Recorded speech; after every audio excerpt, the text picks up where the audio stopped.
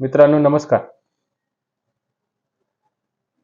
शराब ने समुद्र से ज्यादा लोगों को डुबाया है, हे ब्रिटिश विचारवंत थॉमस फुलर यांच्या वाक्याची आज आठवण झाल्याशिवाय राहत नाही। कारण त्याला कारणही तसं ठरलं आहे। अलीकडे छगन भुजबळांनी ओबीसीच्या मेळाव्यामध्ये जे वक्तव्य पुन्हा एकदा वादग्रस्त केलेले आहेत, त्या वक्तव्याने पुन्हा महाराष्ट्राच्या सामाजिक पटलावर आणि राजकीय पटलावर त्याची मोठ्या प्रमाणावर चर्चा ही काल आणि आज होत आहे। तुम्ही म्हणाल एक सारखे भुजबळ भुजबळ हे काय लावून धरले आहेत। मित्रांनो तुमचं म्हणणं काय, मला पण नेहमी असं वाटतं की एखादा व्हिडिओ हा दुसऱ्या विषयावर बनवला की पुन्हा त्याच विषयावर म्हणजे भुजबळांच्या विषयावर हे या ठिकाणी यावं लागतं। परंतु नाईलाज आहेत। महाराष्ट्रामध्ये सध्या सर्वात जास्त चर्चेला जाणारा प्रश्न हा मराठा आरक्षणाचा आहे। किंबहुना त्याही पेक्षा वादग्रस्त वक्तव्यांची मालिका ज्या पद्धतीने बबनराव तायवाडे, टी.पी. मुंडे आणि छगन भुजबळांनी किंबहुना अन्य काही ओबीसी नेत्यांनी या ठिकाणी केलेली आहे, त्यामुळे स्वाभाविकपणे या प्रश्नावर प्रकाशझोत टाकण्यासाठी मीच काय अन्य प्रसार माध्यमे देखील या विषयावर सातत्याने हे बोलत आहेत। मित्रांनो छगन भुजबळ हे महाराष्ट्र राज्यातील एक जबाबदार असे कॅबिनेट मंत्री आहेत आणि मंत्री असल्याने त्यांच्या विधानाला महत्त्व हे नाकारून कसे चालेल। मी तर असे म्हणेल की एक वेळ जरांगे पाटलांनी एखादे वादग्रस्त विधान केले तर ते आपण समजू शकतो, कारण जरांगे पाटील हे काही मोडलेले राजकारणी नाहीत, तर ते एक सामान्य आंदोलक आहेत आणि छगन भुजबळ हे गेल्या अनेक वर्षापासून सत्तेत आहेत आणि सत्तेमध्ये असताना त्यांनी गेल्या 30 वर्षापासून 35 वर्षापासून हे मुंबईचे महापौर, विरोधी पक्षनेते, गृहनिर्माण मंत्री, विरोधी पक्षनेते, त्यानंतर कॅबिनेट मंत्री म्हणून त्यांच्या यशाची कमान जी आहे ती नेहमीच चढती राहिलेली आहे। त्यामुळे भुजबळांवर बोलणं आणि भुजबळांनी केलेल्या वक्तव्यावर दुर्लक्ष करणं हे मात्र या ठिकाणी योग्य होणार नाहीत आणि म्हणूनच भुजबळांनी जे विधानं हे काल भिवंडीच्या सभेमध्ये केलेले आहेत त्या विधानाचं विच्छेदन करणं हे मात्र या ठिकाणी क्रमप्राप्त ठरल्याशिवाय राहत नाहीत। जरांगेंच्या किडन्या ह्या फेल झालेल्या आहेत, ते बेवडे आहेत आणि दारू पिऊन त्यांच्या किडन्या ह्या गेलेल्या आहेत, हे विधान छगन भुजबळांनी परवा हे भिवंडीच्या सभेमध्ये केलेले आहेत। यातून मात्र एक गोष्ट स्पष्टपणाने सांगावीशी वाटते, छगन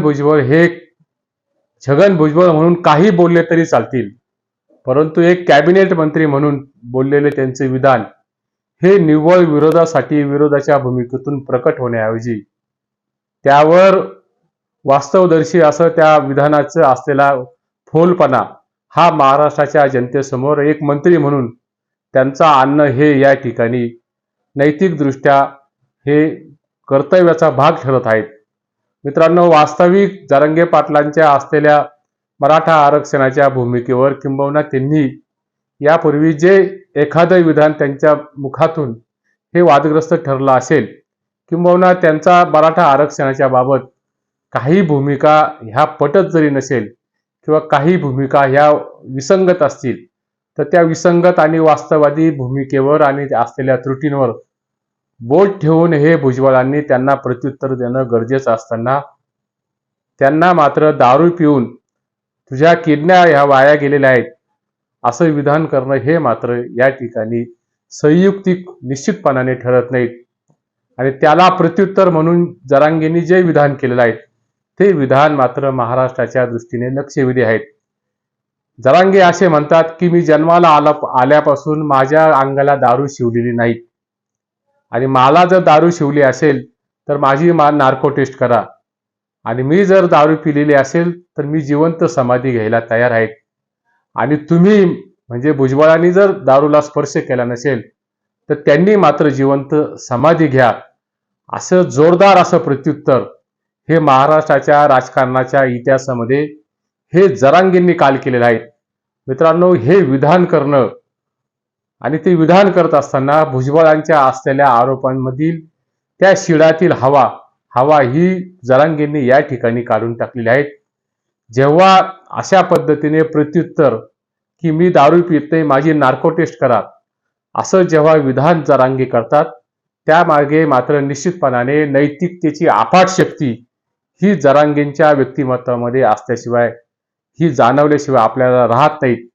आणि तोच माणूस, नैतिकतेच्या आधारावर बोलणारा माणूसच असे विधान करू शकतो, किंबहुना असे प्रति आव्हान हा समोरच्याला देऊ शकतो. हे या ठिकाणी लक्षात घेतलं पाहिजे. मी भुजबळांच्या आणि जरांगेंच्या विधानाची तुलना करत असताना भुजबळांना कमी लेखण्याचा प्रयत्न हे या ठिकाणी करणार नाहीत, किंवा त्यांच्या विधानाची अवहेलना मी ह्या ठिकाणी निश्चितपणाने प्रामाणिक भावनेने करत नाहीत. परंतु मंत्री महोदय म्हणून केलेल्या विधानाची चर्चा ही कुठल्याही महाराष्ट्राच्या राजकारणाला ही शोभणारी नाहीत. हे मात्र या ठिकाणी त्रिवार असं सत्य हे स्वीकारलं गेलं पाहिजे. मुळात एखादा माणूस दारू पितो किंवा नाही, हा ज्याचा त्याचा खाजगी आयुष्याचा प्रश्न आहे. त्यामध्ये नाक खुपसण्याचा अन्य कोणालाही काही एक कारण नाही. आणि अशी सगळी पार्श्वभूमी असताना एखाद्याच्या माणसाच्या राजकीय जीवनामध्ये आणि खाजगी जीवनामध्ये गल्लत न करण्याची साधी साधन सुचिता ही महाराष्ट्रातील मंत्रिपद असणाऱ्या भुजबळांनी ही ठेवली गेली पाहिजे होती. परंतु ती साधन सुचिता किंबहुना त्याच्या व्यक्तिगत आयुष्यामध्ये नाक खुपसण्याची जी पद्धत ही भुजबळांनी अवलंबलेली आहे, ती मात्र ही या ठिकाणी अयोग्य आहे. मंत्रिपद हे मुळातच ही जबाबदारी आहे. ती जबाबदारी असताना तो महाराष्ट्राच्या जो मुकुट त्यांच्या शिरावर आहे, तो मुकुट हा मात्र काटेरी मुकुट आहे. ती जबाबदारी असताना तिला जहागिरी असं समजण्याचं कारण या ठिकाणी नाही. हे भान एकट्या भुजबळांनीच नव्हे तर महाराष्ट्रातील सर्वच मंत्र्यांनी हे या ठिकाणी ठेवलं गेलं पाहिजे. मुळात ही लढाई आरक्षणाची आहे. ही आरक्षणाची लढाई ही ओबीसीच्या आरक्षणाची बचावाची लढाई आहे, आणि दुसऱ्या बाजूला मराठा आरक्षणाच्या नैसर्गिक न्याय हक्काची ही लढाई आहे. त्यावर मुद्देसूद बोलणं अपेक्षित असताना एखाद्याला मरकट म्हणणं म्हणजे त्याला माकड म्हणणं किंबहुना त्याला बेवडा म्हणणं, हे जाहीर सभेतून म्हणणं, हे मात्र निश्चितपणाने हे शोभादायक नाहीत. गेल्या काही महिन्यांपासून राज्यातील राजकारणामध्ये जी शिमगा आणि जी धुळवट निर्माण झालेली आहे, ती पुढच्या काळात किती काळ फुलत राहणार आहेत, हा प्रश्न मात्र महाराष्ट्राला आजही सतावत आहेत. आपल्या सभेला लोक आता येत नाहीत. भिवंडीची सभा आणि वर्ध्याची सभा ही ओबीसी एल्गार मेळाव्याची सुपर फ्लॉप अशी सभा ही महाराष्ट्राने गेल्या 2 दिवसापूर्वी पाहिलेली आहेत. किंबहुना त्याच नैराश्याच्या भावनेतून किंवा त्याच मानसिक तणावातून असे मर्यादाभंग केल्यासारखे आणि मर्यादा ओलांडण्यासारखे वाक्य हे ओबीसीच्या एल्गार मेळाव्यामध्ये भुजबळांनी केलेले आहेत. जरांगे जरी आर्थिकदृष्ट्या शूद्र असेल आणि आर्थिकदृष्ट्या शूद्र असताना त्यांच्याबद्दल मगरुरीची आणि अहंकाराची भाषा वापरणं हे मात्र महाराष्ट्राच्या राजकीय संस्कृतीला आणि सामाजिक संस्कृतीला आणि सभ्यतेला ही शोभणारी नाही. कारण अहंकार जो असतो, अहंकार हा माणसाच्या यशाला सुरुंग लावणारा असतो. रावणाचा अहंकार सुद्धा या जळालेला आहे. रावणाची सोन्याची जी लंका होती, ती लंका देखील अहंकारामुळे नेस्तानभूत झालेली आहे. हा इथून मागच्या काळातला हा पौराणिक जो इतिहास आहे, तो इतिहास आपण या ठिकाणी प्रामुख्याने लक्षात घेतला पाहिजे. आजही आमच्या ग्रामीण भागामध्ये द्वेषापोटी विरोधाला विरोध करण्याची भूमिका ही काही मंडळी ही जाणीवपूर्वक घेत आहेत. किंबहुना ननंद भावजाया देखील एवढा विरोध किंवा एवढा टोकाचा आकस द्वेष हा करत नसल, तेवढा टोकाचा आकस आणि द्वेष हा काही मंडळी ओबीसी एल्गार परिषदेच्या माध्यमातून त्यांनी केलेला आहे. आणि त्यांनी जे ओलांडलेल्या मर्यादा ही महाराष्ट्राच्या दृष्टीने निश्चितपणाने चिंताजनक आहेत. आणि कितीही जरी टीका केली आणि टीका होत असताना त्या टीकेतून जरांगे पाटील हे काही प्रमाणात जरी विचलित झाले असते, तरी त्यातून कितीही कडक असलं तरी त्या उन्हामध्ये समुद्र आटवण्याची शक्ती आणि ताकद ही नसते. उलट बेलगाम आरोप करणाऱ्याची बेआबरू मात्र ही या ठिकाणी होत असते. हेच या ठिकाणी आपल्या समोर आलेले आहे. बीडमध्ये झालेल्या जाळपोळीच्या घटनेमध्ये आणि बीडमध्ये झालेल्या त्या दुकानं फोडण्याच्या घटनेमध्ये मराठा समाजाचा कुठलाही दुरान्वयी संबंध नाही.